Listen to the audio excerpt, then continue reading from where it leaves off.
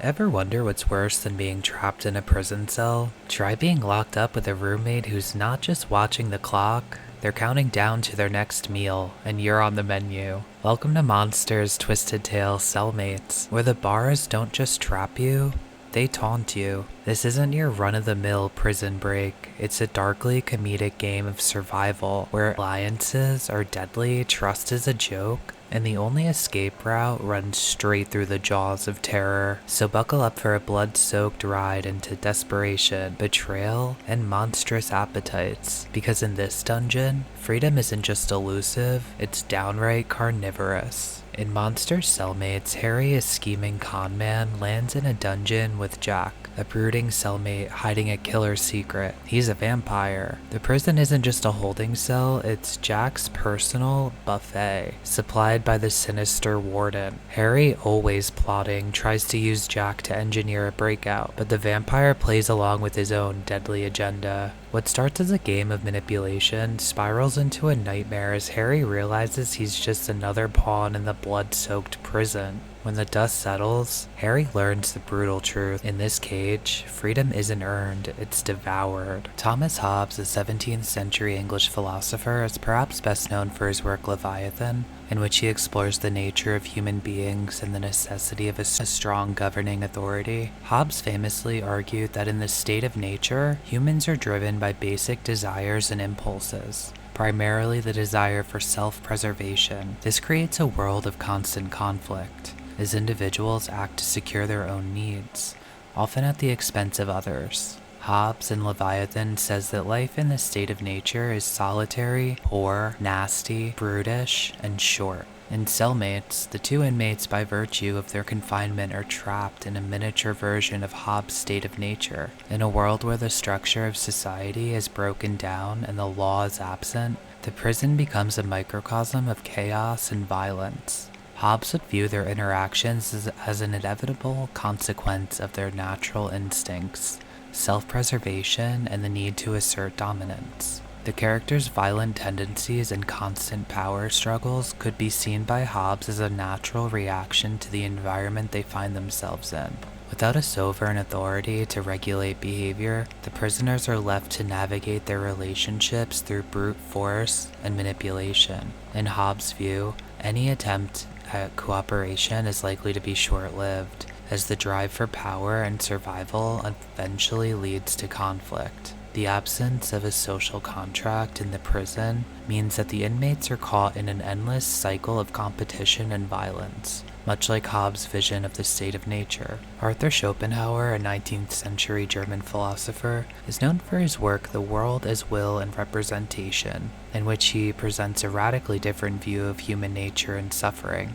For Schopenhauer, the primary force driving human beings is the will, an insatiable blind force that propels us to act in pursuit of our desires. Unlike Hobbes, who sees the natural state as one of constant conflict, Schopenhauer views life itself as inherently tragic, because the will is always striving for something it can never fully attain. Schopenhauer's pessimism is rooted in the idea that satisfaction of desire is fleeting, and even when desires are met, they only give rise to new desires. This creates a cycle of perpetual dissatisfaction and suffering. For Schopenhauer, human beings are trapped in a never-ending pursuit of unattainable goals, and this leads to both existential suffering and an inability to find true peace or contentment. While Hobbes focuses on external security, Schopenhauer emphasizes the internal conflict that drives the characters. The prison environment, far from being a source of external danger alone, becomes a reflection of the characters' internal torment, their inability to escape their own desires, and the suffering that comes with them. Schopenhauer would likely view the inmate situation as emblematic of the human condition,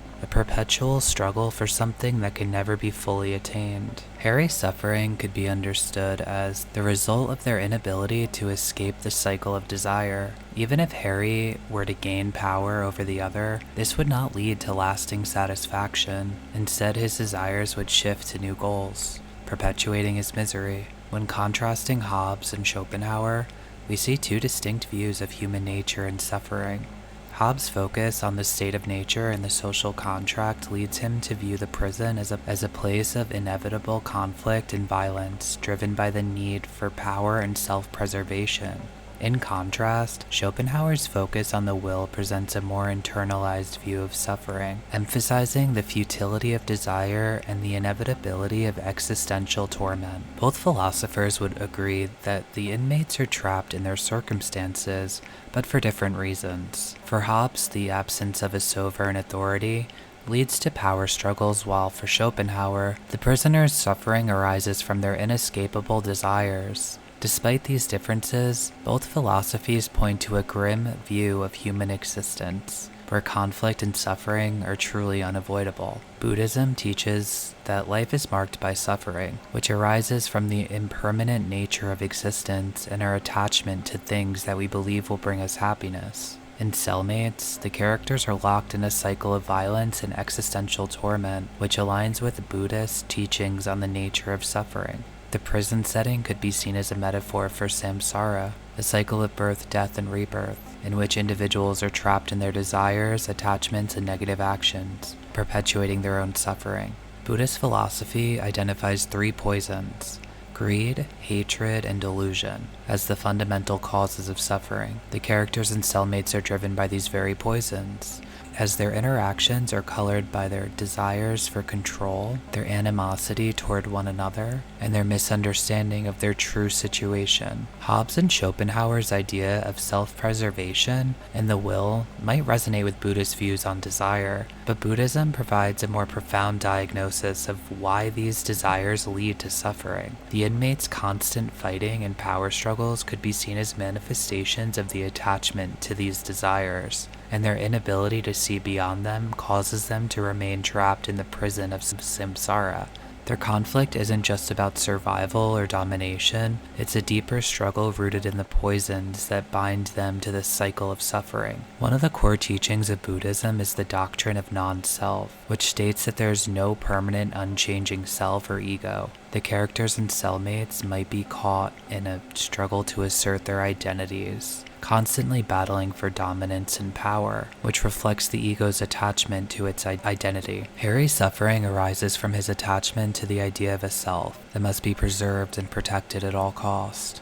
Through the Buddhist lens, his identification with a fixed, isolated self leads to the perpetual struggle between them. The prison setting in this sense becomes a place where the character's false sense of self is challenged by the external environment, and the fight for power reflects an internal fight to preserve his ego. Buddhism teaches that liberation from suffering can only be achieved by realizing that the self is an illusion. If the characters could let go of the attachment to the ego and identity, they might find peace, both within themselves and in their relationship to each other. Buddhism teaches that all things are impermanent, and clinging to impermanent things leads to suffering. This teaching could be applied to the character's desires for power, control, and security. The desire for dominance is fleeting and impermanent, and as such, it is bound to lead to frustration. Harry repeatedly tries to fulfill these desires, but each attempt is short-lived and ultimately unsatisfying. This impermanence of desire mirrors the Buddhist understanding that all things, whether it's wealth, power, or status, are transient. In Buddhist thought, the desire for control is particularly problematic because it seeks to grasp onto something that is by its very nature always slipping away. The more the characters try to hold on to their sense of power or self-worth, the more they entrench themselves in suffering. Their power struggles are metaphors for the human tendency to grasp at transient things, which leads to greater dissatisfaction when those things are inevitably fade or change. A Buddhist perspective would not only diagnose the suffering of the characters, but also offer a potential path for overcoming it. The Buddhist path to liberation involves the practice of mindfulness, ethical conduct, and wisdom, all of which point toward letting go of attachment and ego. In Cellmates, the character's suffering is exacerbated by their inability to see beyond their attachment to power and dominance.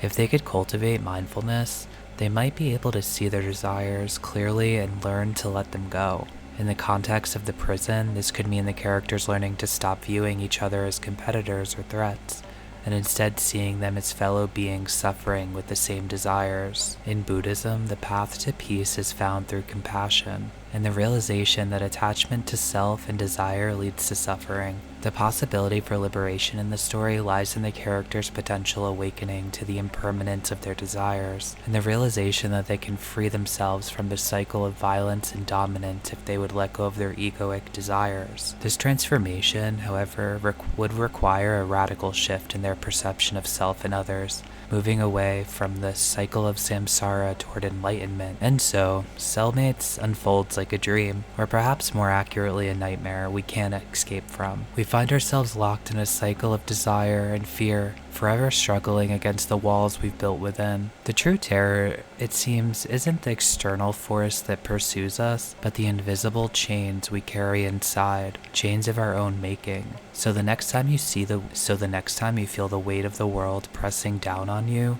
consider this. Maybe the real monster isn't outside but within. If this journey through the dark corridors of the human soul intrigued you, don't forget to leave me a comment. I adore hearing from you. Yes, you. Keep your eyes open, for the world you see may not be the one you think it is. Until next time, may you find the courage to question the walls you've built and the strength to break free. Watch this video next.